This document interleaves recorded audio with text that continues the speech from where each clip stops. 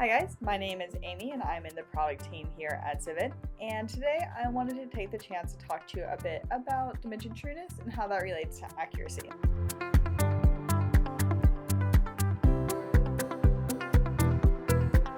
The reason we wanted to bring this up is because a lot of 3D cameras you're going to find on the market will talk about the accuracy of their camera. And at Zivid, we think it's really important to break these into two separate parts. That's going to be your dimension trueness error and your precision in your camera. Both of these parts make up accuracy, which is part of the ISO standard actually. The reason why we think this is so important is because dimension trueness and precision give you two different types of information. Dimension trueness tells you a lot about the scaling and deformations and shaping in your screen, where precision really tells you what level of detail you can see. Oftentimes, when you combine these two metrics together to only give an accuracy measurement for your camera, what's going to happen is the dimension trueness of your camera is going to overwhelm the precision of your camera, that measurement, because precision is often found in microns. So that's why we want to talk about both. So what we'll do today is I'll walk through a bit about how we look at dimension trueness and precision separately by using some Lego bricks. So the reason we chose to do Lego bricks is this is probably one of the most relatable pieces to pretty much any engineer I know, at least. So Legos are actually made to super tight specifications and have very clear sizing requirements. This is because they make millions, billions of these. So you need to make sure and guarantee that each time you have them, they're going to fit perfectly together. So if we wanted to do an inspection and know, okay, what is the size of my Lego brick? Is this actually to the size requirements necessary to make it out of the factory? That's going to be part of your trueness metric. You want to be able to see the height, width, and depth and measure that to verify the quality of your brick. The other part you need to know about your Lego brick is how many connection dots or nubs does it have on top. That's going to relate to the precision of your camera. You want to be able to have low enough noise to easily distinguish each and every one of these points.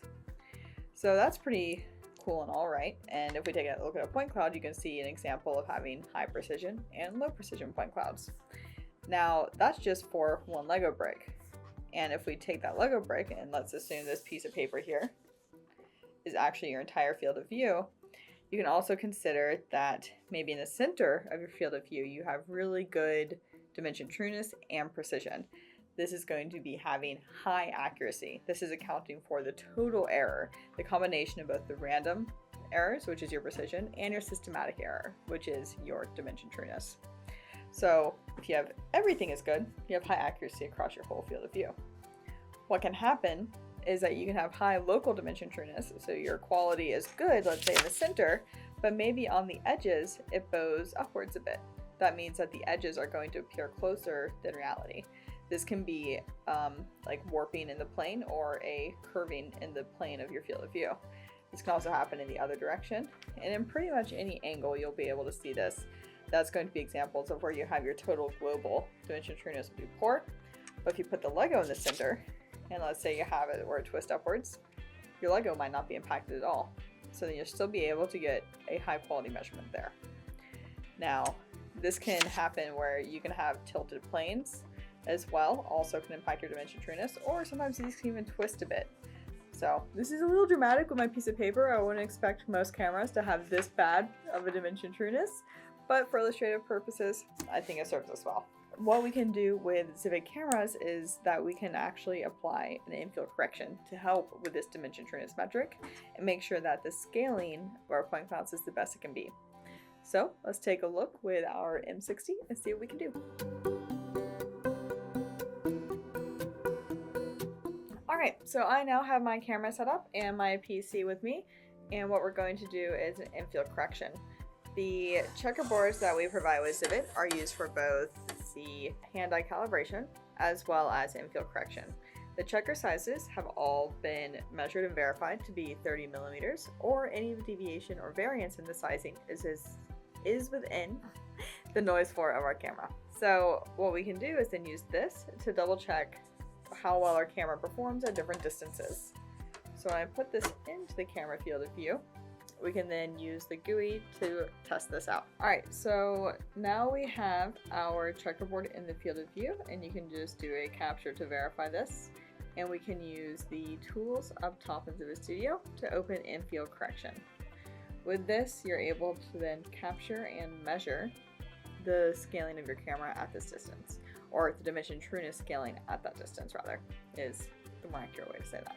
So now that you have this up, we have a number of captures, and at the moment we just have one, which we can then use to verify the trueness of our camera.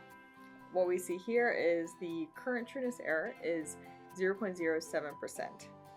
So what we can do now is actually go into the datasheet and reference what number we have in the datasheet that corresponds to the same distance as this capture. So from here, we can see that the optimized workspace depth is between 420 millimeters to 520 millimeters. So let's see what numbers we have. So what we are looking at here is the dimension trueness error measurements for our camera. So if we take the plot that we have in our datasheet, what we're looking at is between 400 to 500 about, and we can look at the 70th percentile within typical temperature range. So the best in our datasheet that we say you can expect is 0.2% scaling factor is the expectation. And as you can see in Zivid Studio, we found that this camera is at 0.07%, which is way smaller than what we have here. And if what we do is we take a couple more captures here of our checkerboard, what we can then do is save a correction to this camera, and then we can restart the tool and take a new capture measure. So here's the numbers we have in the end. To start with, the scaling we saw this camera to have using our checkerboard was a variation of 0.07%. The datasheet says the worst dimension trueness you expect to see from your camera is 0.2% at this distance. And now, after playing the infield correction, you get 0.02%.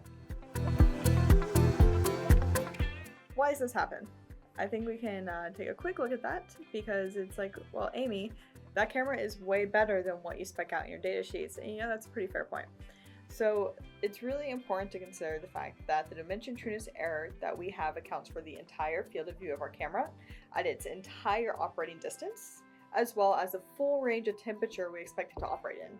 So that means no matter what circumstances you're using your camera in, you can expect it to be better than that 0.2% scaling factor. So what we want to consider with our cameras is that we expect them to all work in a real world situation, and this means that they're going to be exposed to a wide variety of effects and situations that can impact this dimension trueness. This number that you find in our datasheet covers all of our cameras, and not just in like a laboratory setting or at my desk. This is how we expect our cameras to behave and be able to deliver in real life, in real working scenarios. So in the real world, there is large machinery that creates a lot of vibrations, constant moving accelerations when you have a camera on robot. You could be in a warehouse where you're not going to be guaranteed to have environmental control, and often you're going to have open doors that are going to allow hot or cool air into your environment. Large changes can happen between summer and winter, and you should be able to expect the specs in your datasheet can account for all of this variation. So that's what we design our cameras for. We want to be able to account for all these variations across all of our cameras, so that does require us to be a bit more conservative in the spec sheet. And then you can have your infield correction. This can help you make that dimension trueness error that you see from your camera even smaller, bringing it back to its original calibration, kind of like it's fresh off the press from the factory. We want you to be able to then have your camera to be as good as it possibly can be for your working scenario. I hope you guys appreciate the love and care we put into truly defining how the Zivid cameras behave. We believe the key to having a well-functioning automation cell is crucial to understand both the precision and trueness of your camera. Alright guys, that's all from us for today. If you have any questions, please reach out or go check out zivid.com.